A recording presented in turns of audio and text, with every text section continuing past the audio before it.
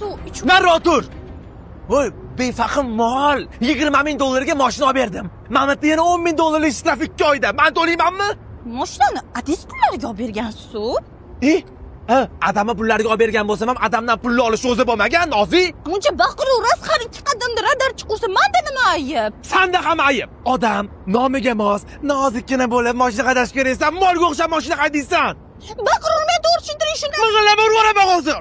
O mujik, g'alati emasmi, bratan? Kechqurunda qiz bola narsani so'kib tashlash mujikmiz-u, bizga yarashmaydi, brat. Endi ko'rmaysizmi aka, 10 ming dollar ishlab qilib yuboribdi radarlarga tushib. O, kiras shu holatga antiradarlar bor. Manam sizga shuni aytdim-da. iBoxdan Sonar Pro bu 3 yil kafolati bor. O'zini o'zi obnovleniya qiladi. O'zbekiston bo'ylab yagona radar bu. Rostdan.